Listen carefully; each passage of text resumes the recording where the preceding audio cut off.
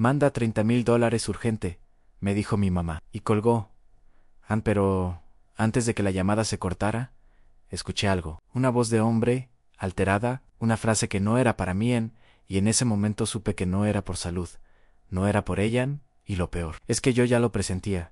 Yo me llamo Ernesto Ramírez, tengo 52 años, nací en Pachuca, Hidalgo, pero hace 17 años que vivo en Mesa, Arizona. 17 años, a veces me cuesta creer que ya pasó tanto tiempo. Cuando miro hacia atrás, siento como si hubiera vivido dos vidas completas, una allá en México, con mi familia, con mi gente, y otra acá, solo, pintando casas bajo este sol que quema distinto.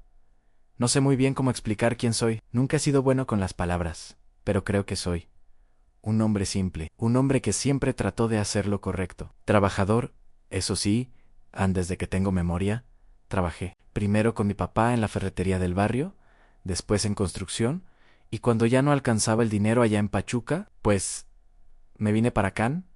No fue fácil tomar esa decisión. Todavía recuerdo el día que le dije a mi mamá que me iban, ella lloró. Yo también, aunque traté de no mostrarlo. Vine para acá porque mi vida en México se había roto, me había divorciado. Mi esposa se fue con otro.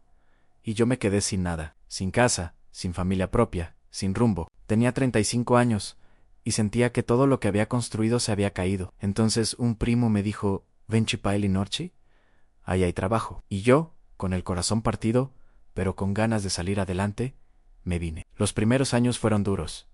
Muy duros, no hablaba inglés. Dormía en un cuartito con otros 3 paisanos. Comía puras quesadillas y frijoles, porque era lo único que alcanzaba. Trabajaba en lo que fuera, en limpiando, cargando bultos, ayudando en obras. Pero poco a poco fui aprendiendo. Me metí a trabajar con un gringo que se dedicaba a pintar casas en me.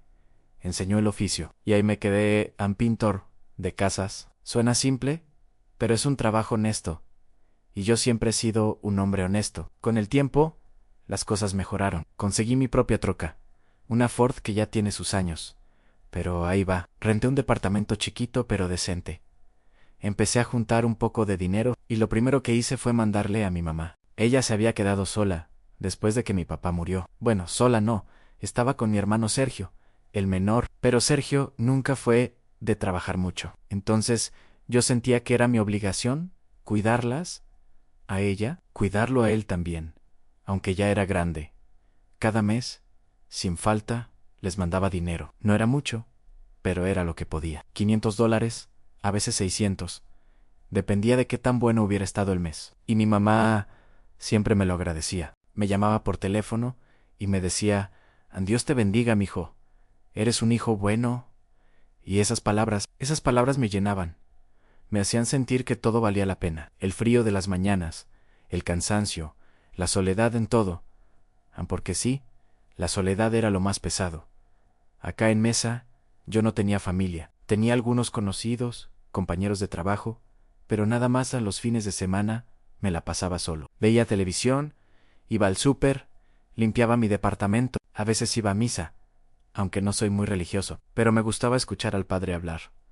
Me hacía sentir acompañado, y entonces, el domingo, religiosamente, yo llamaba a mi mamá. Ese era mi momento de conexión con mi tierra, con mis raíces. Ella me contaba de todo, que si la vecina se había peleado con su marido, que si en la iglesia iban a hacer una kermés, que si Sergio había conseguido un trabajito. Yo escuchaba todo con atención. A veces hasta me reía, porque aunque estaba lejos, ella me hacía sentir cerca. Mi mamá siempre ha sido especial para mí, no sé cómo explicarlo. Es que ella me crió con tanto amor. Después de que mi papá murió, cuando yo tenía como 22 años, ella se quedó sola con nosotros, con Sergio y conmigo. Y ella sacó todo adelante. Trabajó limpiando casas, vendiendo tamales, haciendo de todo. Nunca se rindió. Y yo siempre admiré eso de ella. Su fuerza, su entrega. Por eso cuando me vine para acá, yo le prometí que nunca le iba a faltar nada, que yo iba a estar para ella siempre. Y cumplí durante 17 años. Cumplí. Cada mes, ahí estaba el dinero. Cada domingo, ahí estaba la llamada. Yo construí mi vida alrededor de esa promesa, porque para mí, la familia era lo más importante. O eso creía nunca me volví a casar. Tuve algunas novias aquí y allá, pero nada serio. Creo que después del divorcio me quedé cerrado con miedo de volver a entregarme. Y además, mi cabeza siempre estaba en México, en mi mamá, en Sergio, en la casa donde crecí. Acá en Arizona yo era como un fantasma. Trabajaba, mandaba dinero, existía apenas, pero mi corazón estaba del otro lado. Y así pasaron los años, uno tras otro, yo pensaba que esa era mi vida. Y ya, que así iba a ser hasta que me muriera. Trabajar, mandar dinero, hablar con mi mamá los domingos. Una rutina simple pero que me daba sentido, porque yo sentía que estaba cumpliendo con mi deber, que estaba siendo un buen hijo, un buen hermano.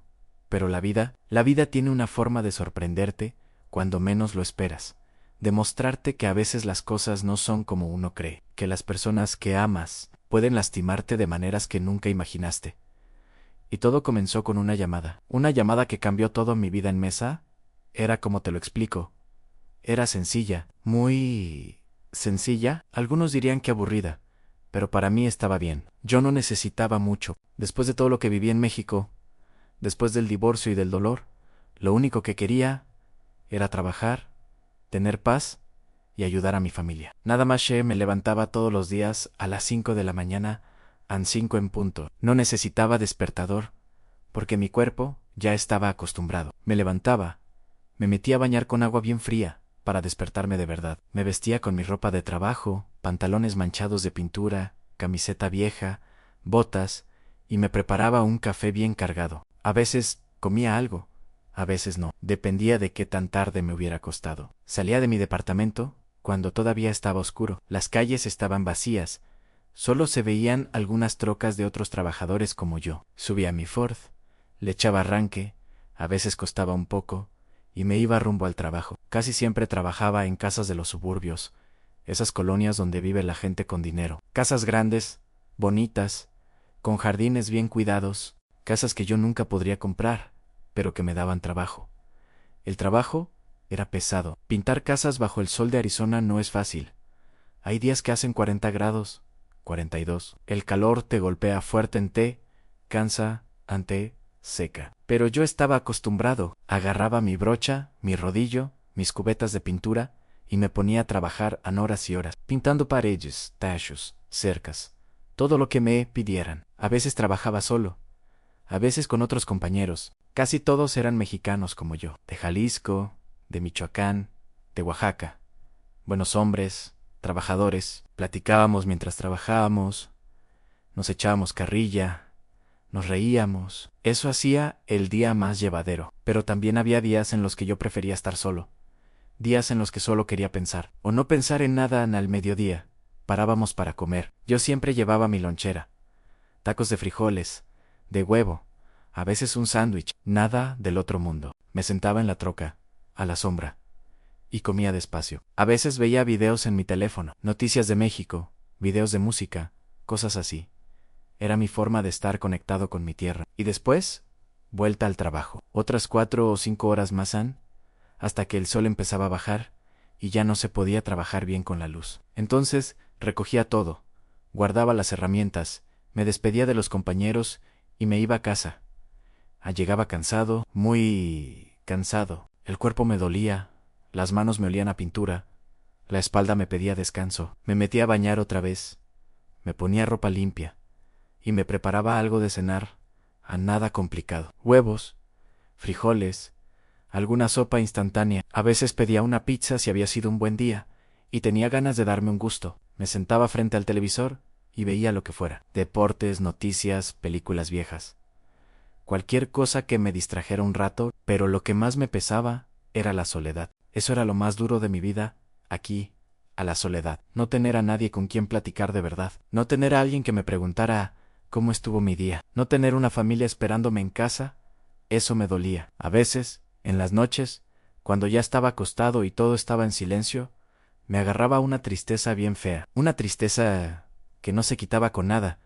Y entonces pensaba en mi mamá, en Pachuca, en mi casa de antes, en cómo hubiera sido mi vida si me hubiera quedado. Pero luego me recordaba por qué me vine, porque allá no había futuro para mí, porque allá me había quedado sin nada. Y entonces respiraba hondo y me decía, ya va a pasar, ya va a mejorar, aunque en el fondo no sabía si era verdad. Los fines de semana eran diferentes. El sábado por la mañana iba al súper a comprar lo de la semana. Recorría los pasillos despacio, llenaba el carrito con lo básico en tortillas, frijoles, arroz, huevos, leche, café. A veces me compraba una coca bien fría para tomarla en el camino. El súper estaba lleno de familias, padres con sus hijos, parejas jóvenes, abuelitas comprando verduras. Y yo ahí, solo, empujando mi carrito, me sentía fuera de lugar. Después iba a lavar la ropa a la lavandería del edificio. Metía mi ropa en la lavadora, echaba el jabón, ponía las monedas y me sentaba a esperar. Media hora viendo la ropa dar vueltas. Después la pasaba a la secadora. Otra media hora. Y mientras esperaba, veía mi teléfono. Veía fotos viejas de México, de mi mamá, de mi hermano, de la casa, y sentía ese hueco en el pecho otra vez. Por las tardes, limpiaba mi departamento. Barría, trapeaba, sacudía. Me gustaba tener todo en orden. Era chiquito mi lugar. Solo una recámara, una sala comedor, una cocina y un baño. Pero era mío, bueno, rentado. Pero era mi espacio, y yo trataba de mantenerlo limpio y decente. Y el domingo era mi día favorito, porque el domingo hablaba con mi mamá. Esa era mi rutina sagrada. A las 10 de la mañana, religiosamente, yo marcaba México, y ella siempre contestaba al segundo timbrazo. Bueno, mijo, decía con esa voz que yo conocía desde siempre, y yo me derretía. Hola, mamá, ¿cómo estás? Y entonces empezábamos a platicar. Ella me contaba de todo, de los vecinos, de la iglesia, de Sergio. Yo le preguntaba si le había llegado el dinero, si necesitaba algo más. Ella siempre decía que no, que con eso estaba bien, que Dios me bendijera. Y yo me sentía útil, me sentía importante, porque aunque estaba lejos, yo sabía que estaba cuidando de ella. Hablábamos como una hora, a veces más. Yo le contaba un poco de mi trabajo, aunque no mucho. No quería preocuparla con mis cansancios ni mis tristezas. Le decía que estaba bien, que todo iba bien, y ella me decía que me cuidara mucho, que rezara, que pronto nos íbamos a ver. Aunque los dos sabíamos que eso no era cierto. Hacía como 5 años que no iba a México. No tenía papeles, no podía cruzar y volver. Entonces esas llamadas eran todo lo que teníamos. Cuando colgaba, me quedaba ahí sentado un rato, en silencio, sintiendo esa mezcla rara de felicidad y tristeza, feliz de haber hablado con ella, triste de estar tan lejos. Y entonces seguía con mi día. A veces salía a caminar, a veces me quedaba en casa viendo películas, pero siempre con ese calorcito en el pecho de haber escuchado su voz. Esa era mi vida, simple, solitaria, pero con un propósito claro. Trabajar para mandar dinero a casa, para cuidar de mi mamá, para cumplir con mi deber de hijo. Yo pensaba que eso era suficiente, que con eso yo era feliz, o al menos conforme. Pero la verdad es que en el fondo, yo estaba viviendo a medias, estaba sobreviviendo, no viviendo. Y lo peor es que ni cuenta me daba, hasta que todo cambió. Mi mamá siempre fue mi héroe, desde que yo era niño. Ella era de esas mujeres fuertes, de las que no se rajan ante nada. Mi papá era buen hombre, trabajador, pero fue ella quien realmente nos sacó adelante. Cuando él murió, yo tenía 22 años, y Sergio apenas 12, y ella se quedó sola con nosotros dos, viuda. Sin mucho dinero, pero con un corazón enorme. Recuerdo que ella trabajaba todo el día. Limpiaba casas por las mañanas, vendía tamales por las tardes, y a veces hasta cosía ropa para ganar unos pesos extra. Nunca se quejaba. Nunca dijo no puedo. Siempre encontraba la forma de que no nos faltara nada. Bueno, éramos pobres, eso sí, pero nunca nos faltó comida ni techo, y sobre todo, nunca nos faltó amor. Ella me crió con mucho cariño. Yo era el mayor, entonces ella siempre me decía que tenía que cuidar a Sergio, que yo era el hombre de la casa, ahora que mi papá no estaba. Y yo me lo tomé muy en serio. Desde esa edad, yo sentía que tenía una responsabilidad grande. Tenía que ayudar, tenía que trabajar, tenía que ser fuerte, y lo hice. Dejé la escuela temprano para ponerme a trabajar.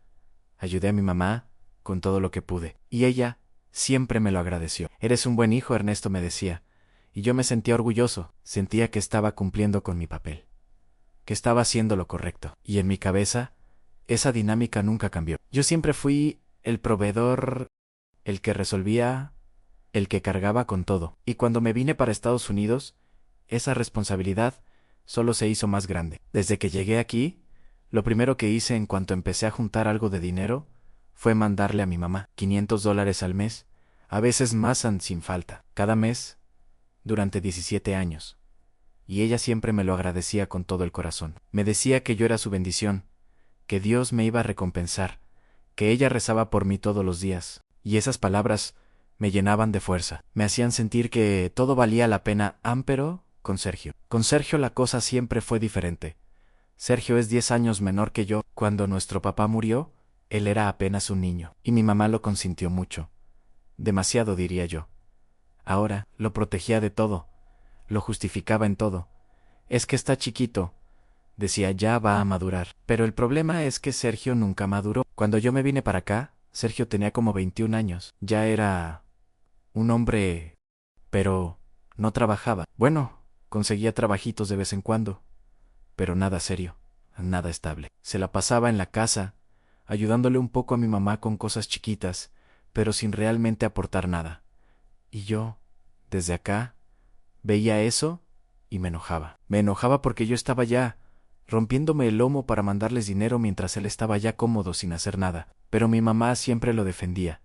Es que no ha encontrado trabajo, decía. Es que está mal la economía. Siempre había una excusa. Y yo, pues, me callaba, porque no quería pelearme con mi mamá.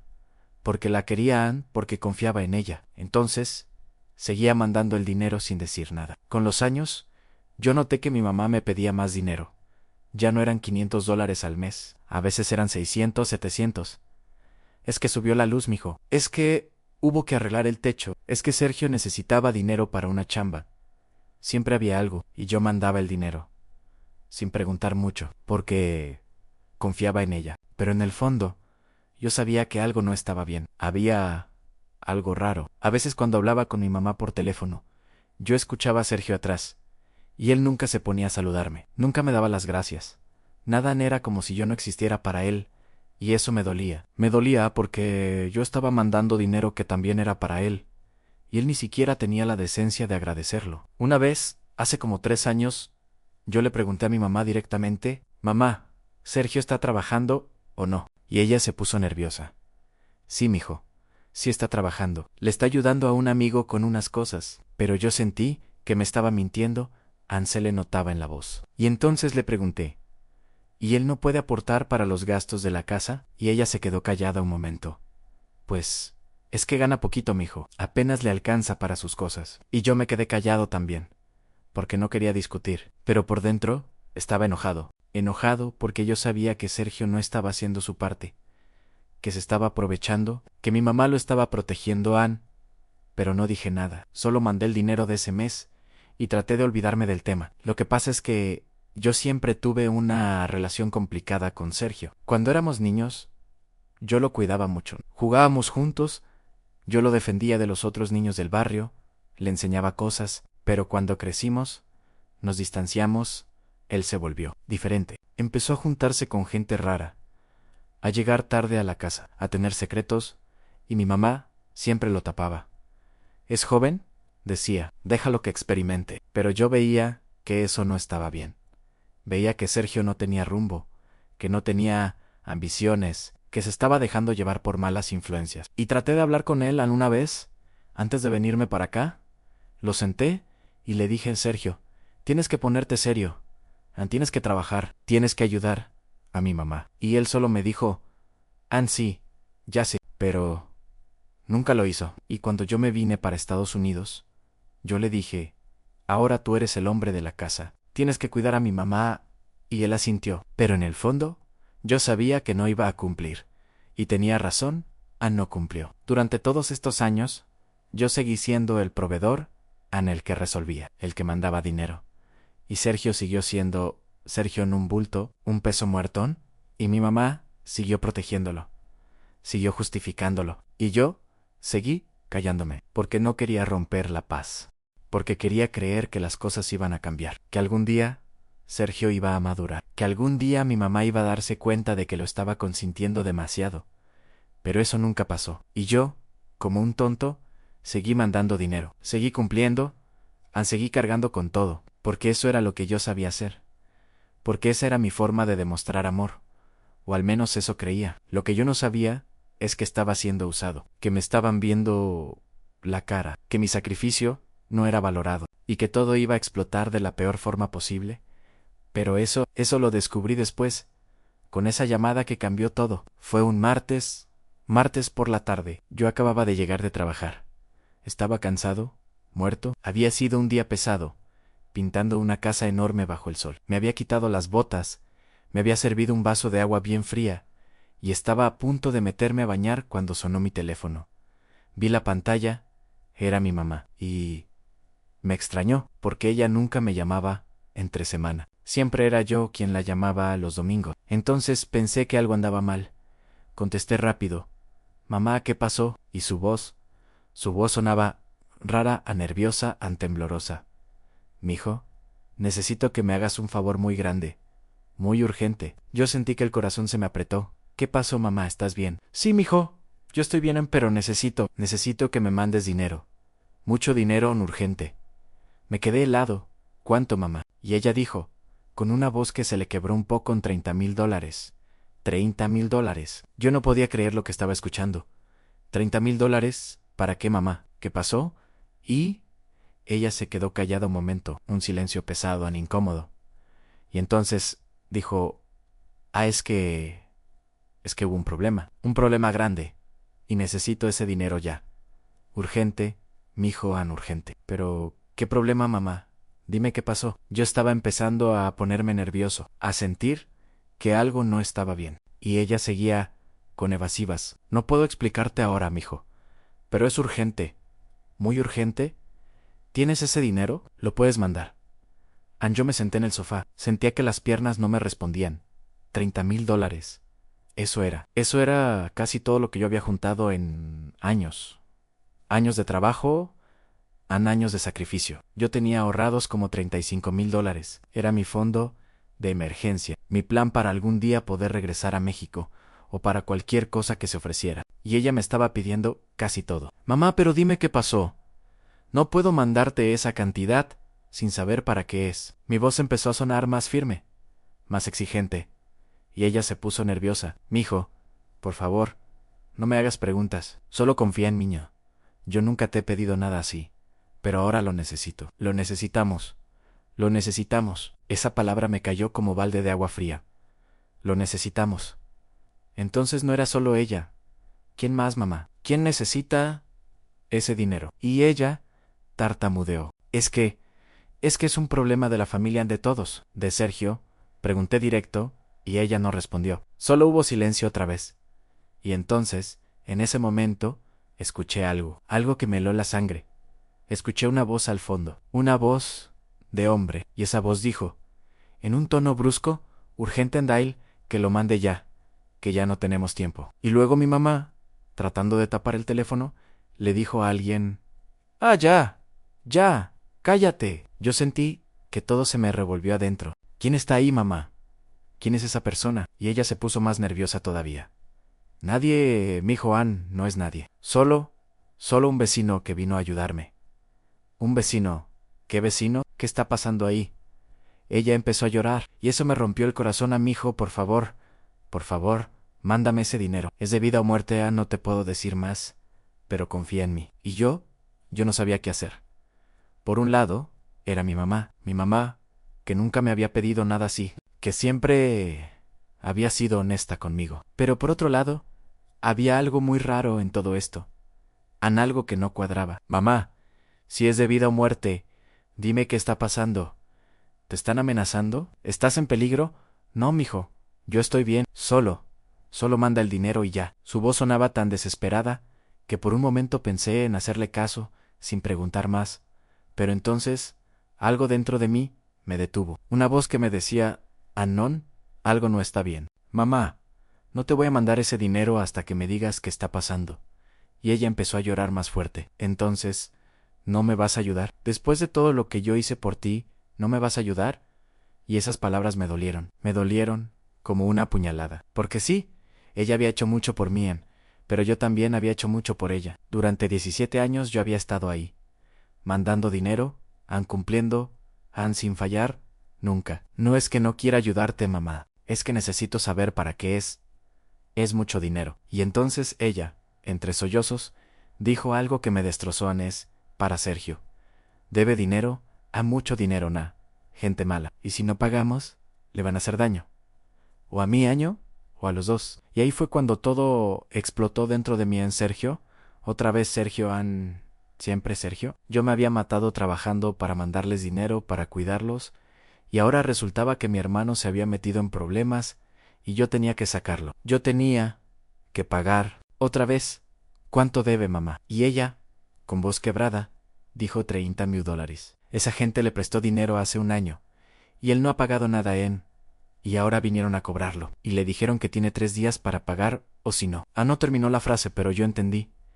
Entendí que la cosa era seria, que había peligro. Pero también entendí otra cosa. Entendí que mi mamá me había estado mintiendo, que durante todo este tiempo, mientras yo mandaba dinero religiosamente, Sergio se estaba metiendo en problemas, y ella lo estaba tapando. Y ahora querían que yo resolviera, que yo pagara las consecuencias de las irresponsabilidades de mi hermano. ¿Y dónde está Sergio ahorita? Mamá no está aquí. Está asustado, mijo. ¿Pásalo qué? Que me lo pases. Quiero hablar con él. Y ella dudó. No, mijo. Déjalo, está muy nervioso. Que me lo pases, mamá. Mi voz salió más dura de lo que yo quería, pero estaba enojado. Muy enojado. Escuché ruidos en pasos. Y entonces la voz de Sergio. ¿Qué quieres? Ni siquiera me saludó. Solo, ¿qué quieres? Y yo sentí que la sangre me hirvió. ¿Qué es eso de que debes $30,000? ¿En qué te metiste? Y él, con un tono medio agresivo, medio asustado, dijo: no es tu problema, solo mándale el dinero a mi mamá. Y ya, mi mamá, dijo mi mamá, como si yo no fuera su hermano también, como si ella solo fuera suya. Y eso me dolió más todavía. Claro que es mi problema si me están pidiendo mi dinero. ¿En qué lo gastaste? ¿Para qué pediste prestado? Y él se quedó callado. ¿Para qué, Sergio? Para un negocio. ¿Qué negocio? Un negocio que no salió, ya. Déjame en paz. Y entonces escuché de nuevo esa voz de hombre al fondo. Ya dile que sí o que no. Ya no hay tiempo. Y luego el teléfono volvió a manos de mi mamá. Mijo, por favor. Sé que estás enojado. Sé que esto no está bien, pero es urgente. Si no pagamos en 3 días, no sé qué va a pasar. Tengo miedo, Ann. Y su voz sonaba genuinamente aterrada, Ann. Y yo quería ayudarla. Quería protegerla, pero también sentía que si hacía esto, iba a estar avalando todo lo que Sergio había hecho. Iba a estar diciéndole que podía hacer lo que quisiera porque al final yo iba a resolver. Mamá, déjame pensarlo. Déjame ver qué puedo hacer. ¿Pensarlo? Mijo, no hay tiempo para pensarlo. Necesito el dinero. Mañana. ¿Mañana, mamá? Es mucho dinero. No puedo decidir así nada más. Y entonces ella empezó a gritar entre llanto. Entonces no me quieres ayudar. Después de todo lo que yo hice por ti, te di la vida, te crié. Y ahora que te necesito, me das la espalda. Esas palabras me quebraron. Me sentí el peor hijo del mundo. Sentí culpa, mucha culpa. No es eso. Mamá, es solo que no te importo. No te importa si me pasa algo. Si le pasa algo a tu hermano, claro que me importas. Pero esto no está bien. No puedo. Y entonces, ella colgó el teléfono. Yo me quedé ahí con el celular en la mano, escuchando el tono de la llamada terminada, y me sentía destruido, confundido, enojado, triste, todo junto.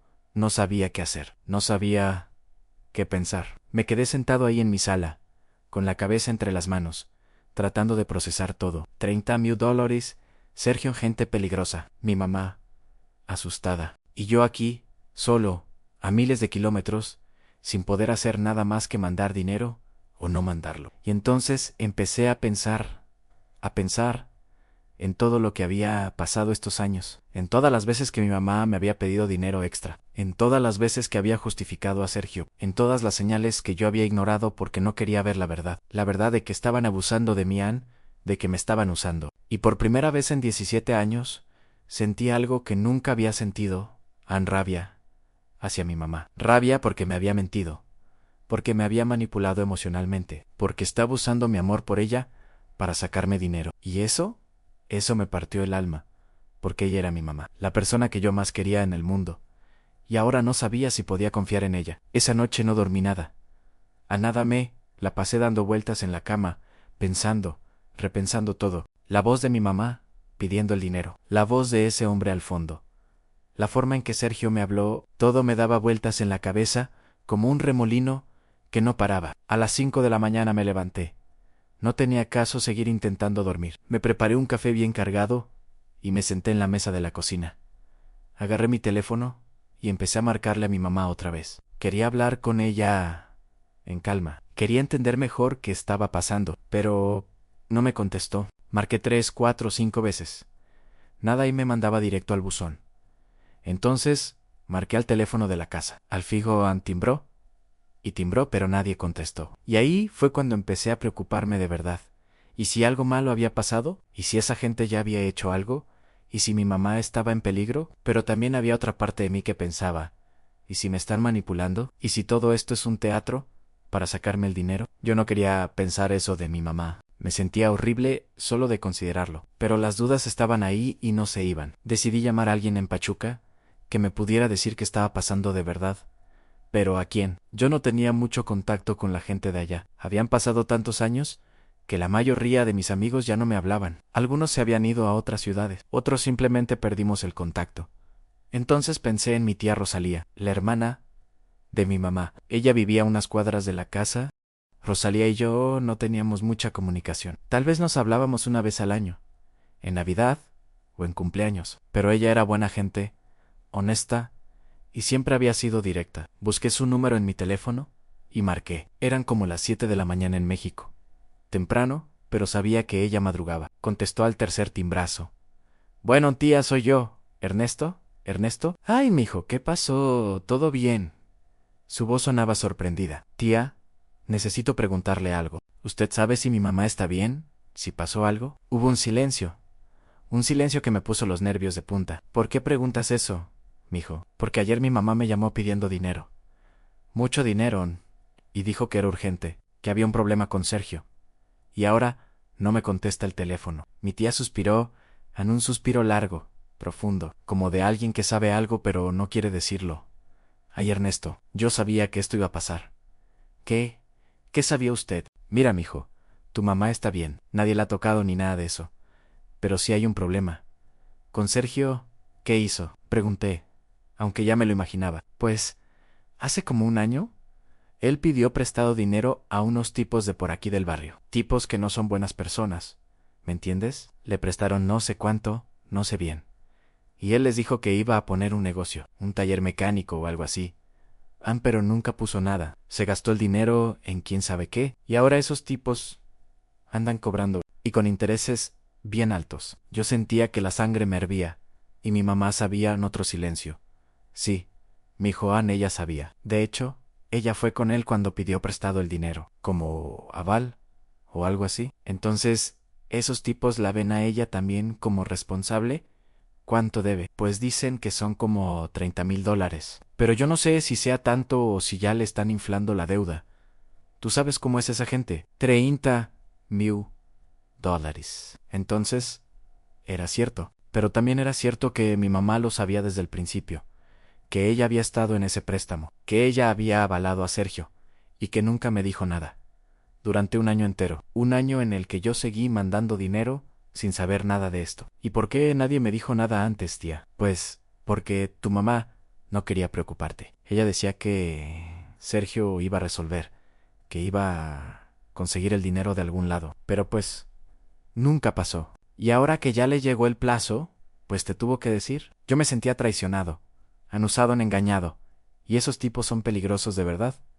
Mi tía dudó, pues, sí y no. Son del barrio, mijo. No son narcos ni nada de eso.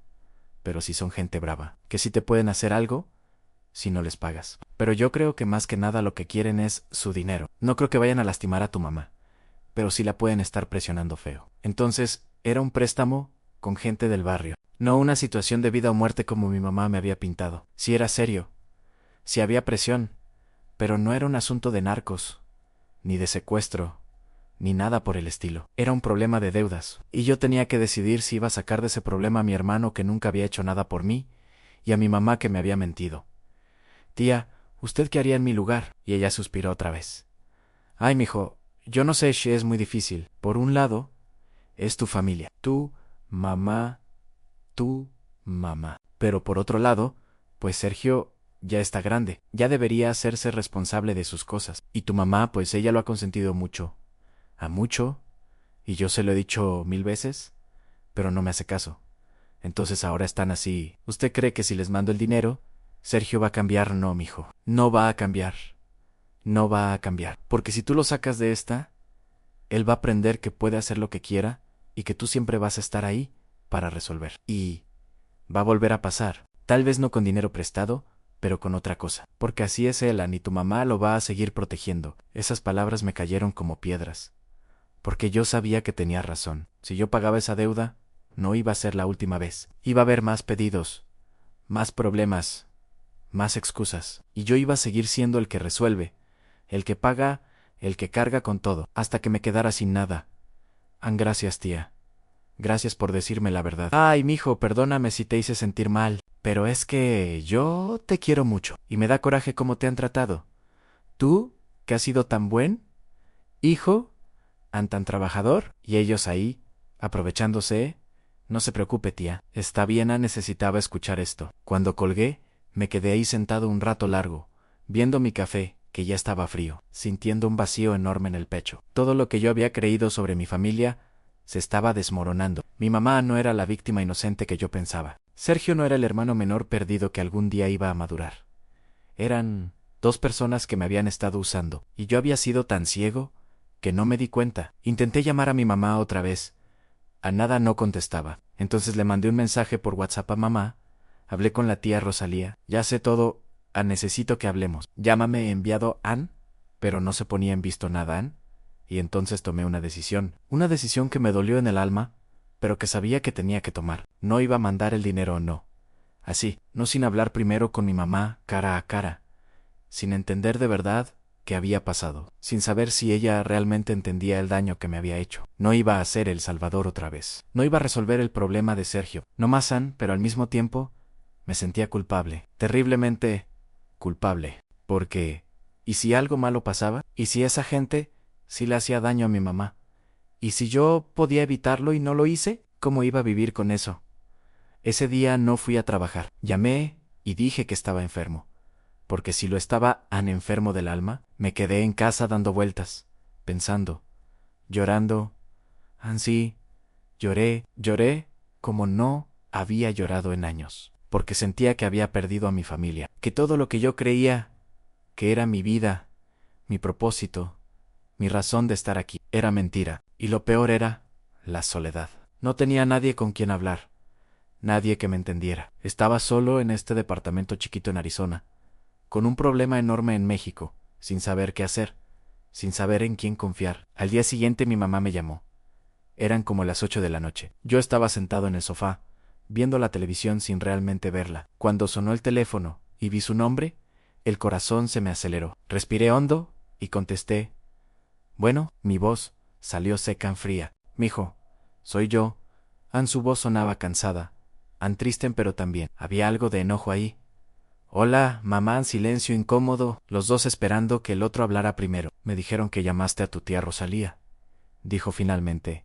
Y ahí estaba, el tono de reclaman como si yo fuera el que había hecho algo malo. Sí, la llamé porque tú no me contestabas, y porque quería saber la verdad.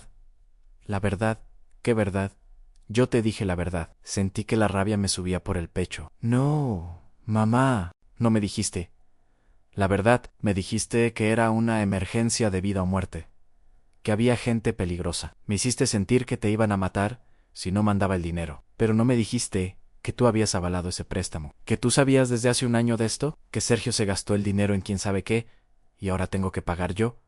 No es así. Ernesto Ann, tú no entiendes. Entonces, explícamelo. Explícame por qué no me dijiste nada durante un año. ¿Por qué seguiste recibiendo mi dinero cada mes sin decirme que había un problema?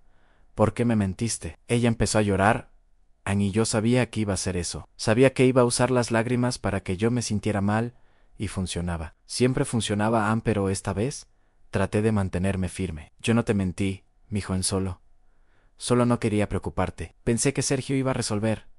¿Cómo iba a resolver si nunca ha resuelto nada en su vida? Mi voz salió más fuerte de lo que quería. Mamá, Sergio tiene 38 años.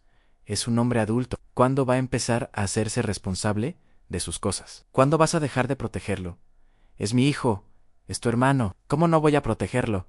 Yo también soy tu hijo. ¿Y a mí quién me protege?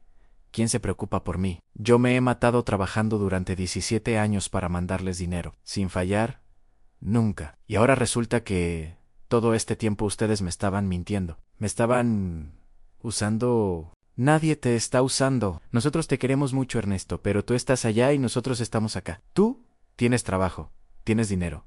Nosotros no tenemos nada, Ann. Y ahí estaba. La verdad que ella no quería decir, pero que salió de todas formas. Para ella, yo solo era dinero. Solo era el que resuelve, el que está allá con dólares y tiene que mandar. Yo tengo ese dinero porque me he roto el lomo trabajando, porque me he aguantado el sol, el cansancio, la soledad, porque he vivido años sin ver a mi familia para poder juntar algo. ¿Y ahora me estás diciendo que tengo que dárselo a Sergio? Porque él se metió en problemas por irresponsable. Él se equivocó. Sí, pero todos nos equivocamos. ¿Tú nunca te has equivocado? ¿Tú eres perfecto? Claro que me he equivocado, pero mis errores los pago yo. No le pido a nadie más que me saque de mis problemas. Y cuando me vine para acá después de mi divorcio, cuando lo perdí todo, ¿quién me ayudó? Nadie. Yo solo me levanté. Yo solo salí adelante. Porque eres hombre. Porque pudiste venirte al norte. Pero Sergio no ha tenido las mismas oportunidades. Sergio no ha querido tener las oportunidades. Pudo haberse venido conmigo. Le dije 1000 veces que se viniera. Que había trabajo, pero él no quiso. Prefirió quedarse ahí cómodo en la casa, sin hacer nada. Mi mamá se quedó callada. Y entonces escuché otra voz, la voz de Sergio. Dame el teléfono. Y luego mi mamá diciéndole, no, Sergio, déjame. Pero él insistió y entonces su voz llegó al teléfono agresivao. Gesenchidao. Mirao. Ernesto. Ya deja de hacerle el drama a mi mamá. Si vas a mandar el dinero, mándalo, si no, pues ya, pero no la hagas sufrir. Y yo exploté. Que no la hagas sufrir. Tú eres el que la está haciendo sufrir. Tú eres el que se metió en este problema. Y ahora quieres que yo pague. Yo no te estoy pidiendo nada.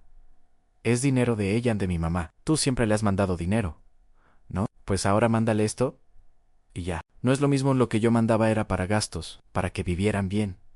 No para pagar tus deudas por andar de vivo. Yo no ando de vivo. Traté de hacer un negocio y no salió. Eso es un crimen. No es un crimen, pero las consecuencias son tuyas, no mías. Pues entonces que sean de mi mamá también. Porque ella fue la que avaló. Entonces si no pagas, a ella también le van a hacer algo.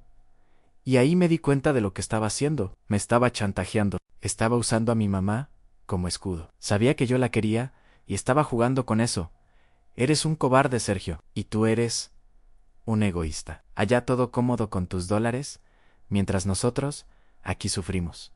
Cómodo. ¿Tú crees que yo estoy cómodo? Estoy solo. No tengo familia. No tengo a nadie. Me la paso trabajando como animal para poder mandarles dinero. Y así me lo agradecen, usándome.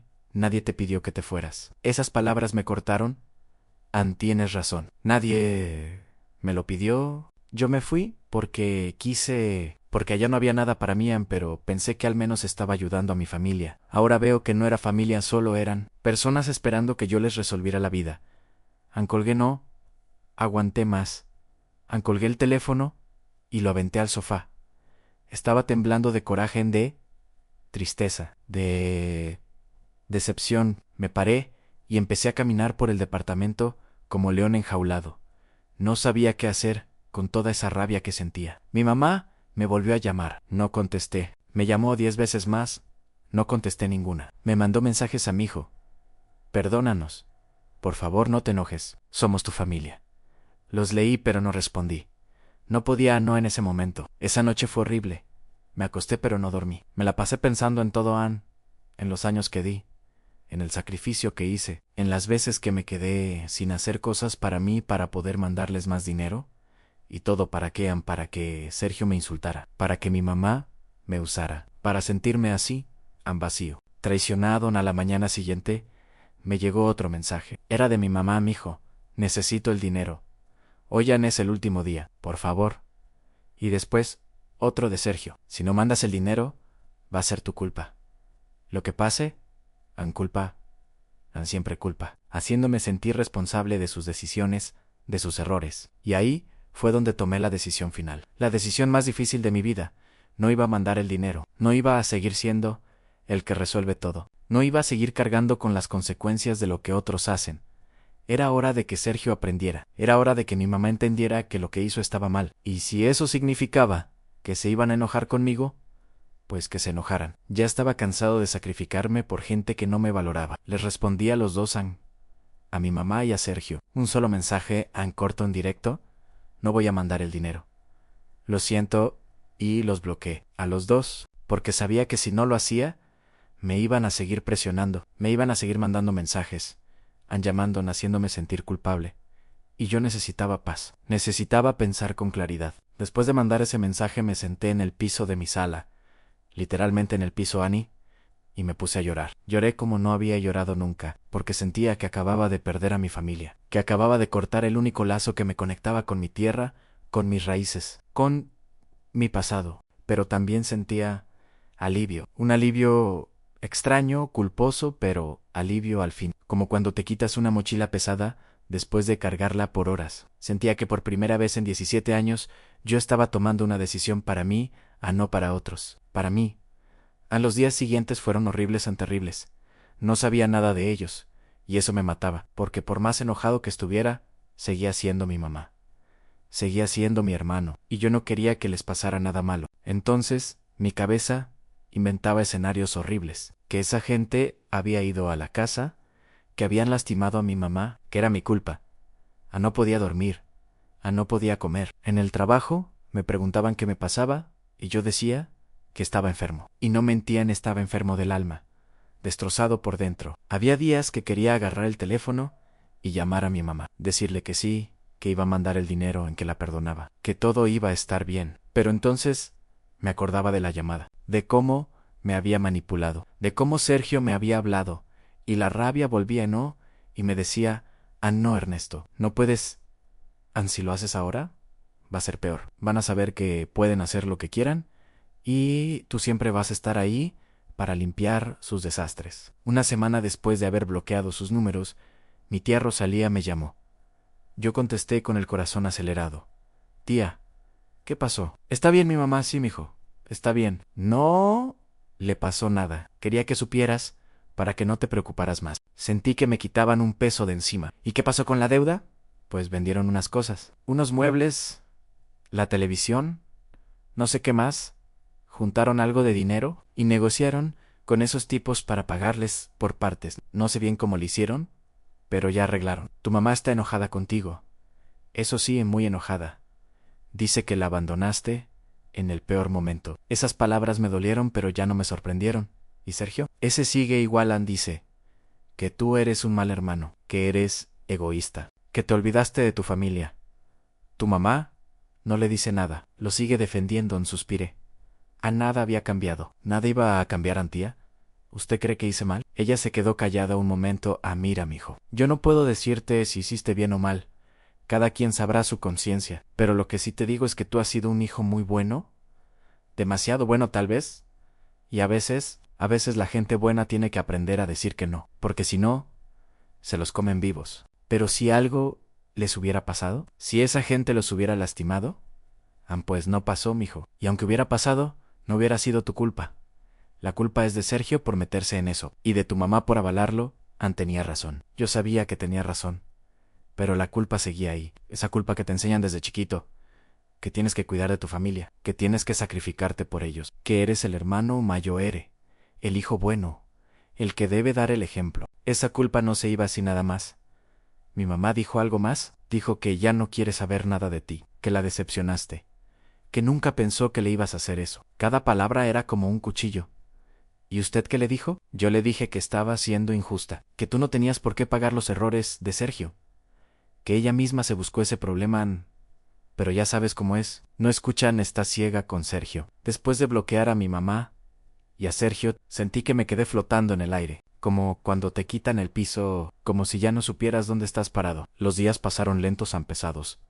Y cada día que pasaba sin saber nada de ellos, se me hacía eterno. No había llamadas, no había mensajes, nada, en silencio. Yo pensé que, tal vez, después de unos días, mi mamá iba a buscarme de nuevo. Pensé que me iba a llamar con la voz más calmada, para hablar bien, para explicarme, para pedirme perdón incluso, pero no pasó. Eso no pasó. El domingo siguiente, a las 10 de la mañana, como siempre, me senté con el teléfono en la mano, esperando la llamada, como un tontón. Aunque yo mismo había cortado el lazo, yo mismo lo había decidido. Pero aún así, tenía la esperanza de que marcara Andé, escuchar su voz, de que me dijera algo que cambiara todo. ¿A nada, Nese? Fue el primer domingo en 17 años que no hablé con mi mamá, y sentí que se me partía el corazón. Pasaron las semanas, y poco a poco, me fui dando cuenta de que ya no era solo ella la que me había dado la espalda. Gente del barrio en Pachuca, vecinos, conocidos, hasta algunos primos, dejaron de contestar mis mensajes.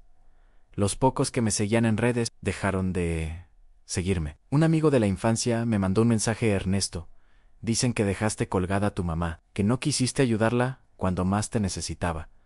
Yo no pensé que fueras así, Anne.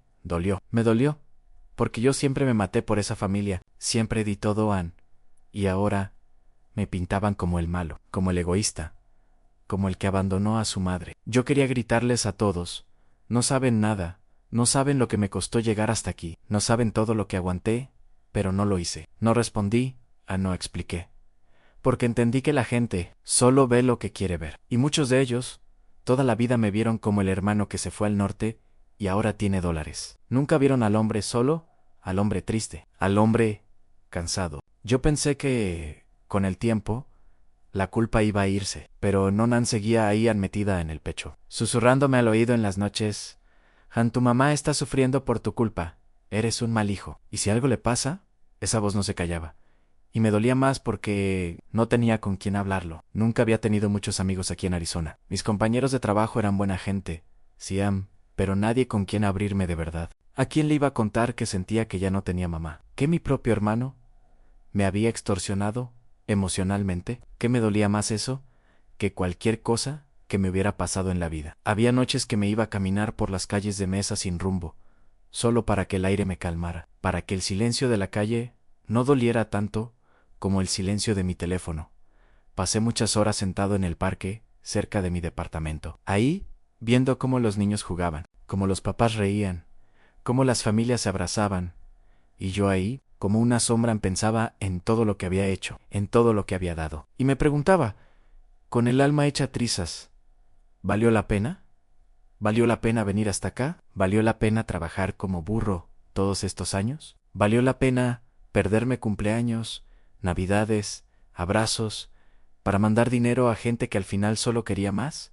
Y por más que le daba vueltas, no encontraba respuesta. Una parte de mí decía que sí, que lo hice por amor, que lo hice por convicción. Pero otra parte gritaba que me usaron, que nunca me vieron como un hijo, sino como una cuenta bancaria con voz. Un domingo, sin planearlo, me metí a misa. Hacía meses que no iba. El padre habló de los sacrificios, de cómo dar sin medida también puede destruirte. Y esas palabras me pegaron fuerte, porque yo me di sin medida, sin condiciones, sin preguntar. Y ahora estaba roto. Después de la misa, una señora Mayo Ere se me acercó. ¿Estás bien, mijo?, me preguntó. No sé qué cara tenía yo, pero seguro era la de alguien que cargaba mucho por dentro. Yo solo dije, sí, gracias, pero por dentro gritaba: no estoy bien, no tengo a nadie, estoy cansado de dar, estoy cansado de estar solo, pero no lo dije, porque ¿de qué servía? Volví a casa, me senté en la cama, y ahí, en la oscuridad, me di cuenta de que algo tenía que cambiar. No podía seguir viviendo para los demás, no podía seguir esperando un perdón que tal vez nunca iba a llegar. No podía seguir amando a quien no me cuidaba. Esa noche, abrí una libreta vieja donde a veces anotaba pensamientos, y escribí en: soy Ernesto Ramírez, tengo 52 años, y por primera vez me estoy eligiendo a mí. No sé qué va a pasar con mi mamá. No sé si algún día volveremos a hablar. No sé si Sergio va a cambiar. Pero sé que yo ya no soy el mismo, que este silencio, esta distancia, esta traición me cambiaron para siempre. Y aunque duele, aunque sangra, también me están enseñando a poner límites, a protegerme, a quererme, porque al final, si yo no me cuido, ¿quién? Mira, si algo me dejó todo esto, Fue una herida, una bien profunda, una que todavía no sana del todo, pero que me obligó a mirar hacia adentro, a preguntarme quién soy, qué quiero y por qué he vivido tantos años pensando que mi único valor era dar. Yo siempre creí que ser buen hijo era darlo todo, que el amor se demostraba trabajando hasta el cansancio, que mientras más uno se sacrificaba, más valía. Y ahora entiendo que no es así, porque el amor no debería doler tanto, no debería dejarte vacío, no debería hacerte sentir usado. Aprendí que uno puede querer con todo el corazón y aún así poner límites. Y eso no te hace mala persona, te hace humano. Pasé años diciéndome que mi familia era todo, que mientras ellos estuvieran bien, yo también lo estaría, pero era mentira. Yo no estaba bien. Yo estaba sobreviviendo. Dormía poco, comía mal, vivía solo, y lo aceptaba porque pensaba que ese era mi deber, que esa era mi misión como hijo mayor. Y ahora me doy cuenta de que me perdí a mí mismo en ese camino. Me olvidé de mi de mis sueños, de mis necesidades, de mi derecho a ser feliz. Nunca me compré una casa, nunca hice un viaje, nunca me di el lujo de pensar en mi porque siempre había una razón para mandar más dinero, porque siempre había una excusa del otro lado del teléfono. Y no culpo solo a ellos, también me culpo a mí porque yo permití eso. Yo enseñé que siempre iba a estar ahí, que no importaba qué hicieran. Ernesto iba a resolver, yo solito me metí en ese papel. Y salirme me costó lágrimas, me costó perder cosas, me costó romper con la imagen de hijo perfecto que me había inventado. Pero también me dio algo, me dio claridad. Me di cuenta de que uno puede querer mucho a su mamá y aún así estar en desacuerdo, y que uno puede amar a su hermano, pero también alejarse si ese amor se volvió una carga, porque el amor no es cargar con los errores de otros, no es pagar deudas ajenas, no es dejarse chantajear con la culpa nuevo, si era Google Easy. Eso fue lo más difícil de entender. La culpa no es esa que te meten desde niño, que si no haces algo por tu familia, eres egoísta, que si te pones primero, estás traicionando a los tuyos. Pero no es verdad. No es egoísmo cuidarte, no es traición poner límites, no es pecado decir hasta aquí. Yo crecí escuchando que el hombre tenía que ser fuerte, que tenía que aguantar, y lo hice, aguanté todo, hasta que ya no pude más, y cuando dije no, todo se vino abajo, como si mi valor desapareciera en el mismo instante en que dejé de mandar dinero, como si mi existencia solo tuviera sentido si resolvía. En eso me partió el alma, porque no fue solo perder el contacto con mi mamá o con Sergio, fue perder la idea que yo tenía de mí mismo. Tuve que reconstruirme desde cero, y en ese proceso empecé a mirar a mi alrededor. Vi que hay muchos como yo, muchos hombres allá afuera, a menos, y mujeres también, que viven para sostener a otros, que trabajan de sol a sol, mandan dinero cada mes, y se sienten culpables si un día no pueden. Y pensé, ¿por qué nadie nos habla de esto? ¿Por qué nadie nos dice que también tenemos derecho a vivir? Porque no se trata de dejar de ayudar, se trata de ayudar con conciencia, de ayudar sin que te destruyas, de saber cuándo parar. Yo no paré a tiempo, paré cuando ya estaba roto, cuando ya no podía más, y eso no se lo deseo a nadie. Por eso ahora, cada vez que hablo con algún paisano que está en la misma que yo estaba, le digo, cuídate, no te olvides de ti, no te olvides de ti. No te pongas al último de tu lista, porque si tú no te cuidas, nadie lo va a hacer por ti. Y si tú no dices basta, nadie lo va a decir por ti. Después de todo esto, empecé a hacer algo que nunca había hecho, pensar en mí. Empecé a ahorrar para mí, no para mandar, no para resolver, no para salvar a nadie. Para mí me abrí una cuenta distinta. Puse un cuaderno con planes que tenía guardados desde hace años.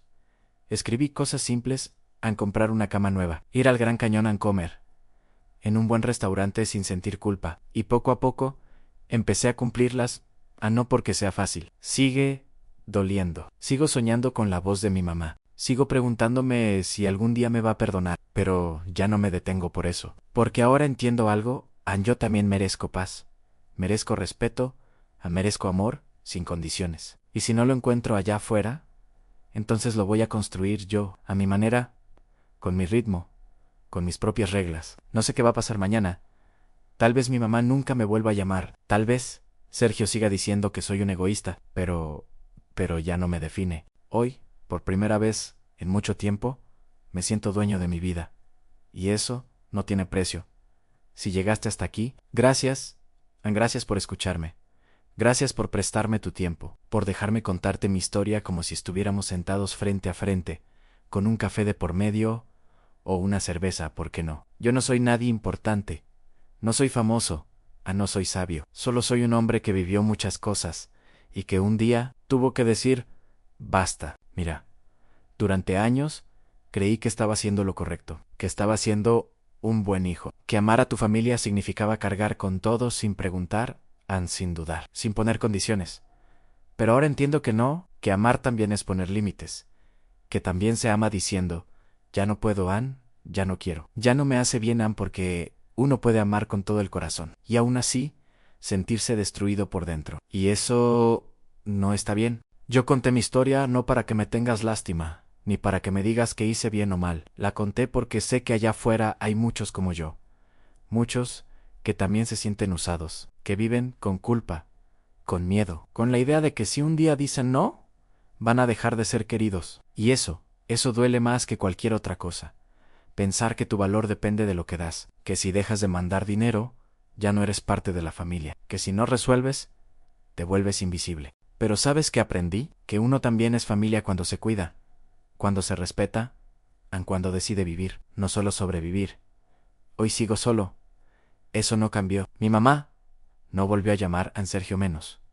Y duele, sí duele mucho. Pero también me siento más libre, más claro, más yo, porque por fin entendí que mi vida no puede estar definida por las decisiones de otros, que mi paz vale más que cualquier reconocimiento, y que, al final del día, yo tengo derecho a elegir qué cargas llevar y cuáles soltar. Así que si tú que estás escuchando esto, alguna vez te sentiste igual, ¿te tengo algo que decir?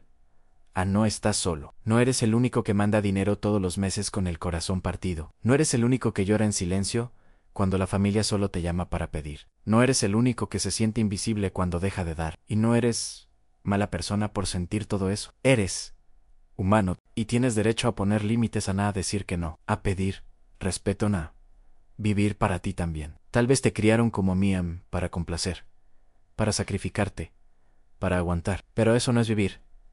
Vivir es respirar sin culpa.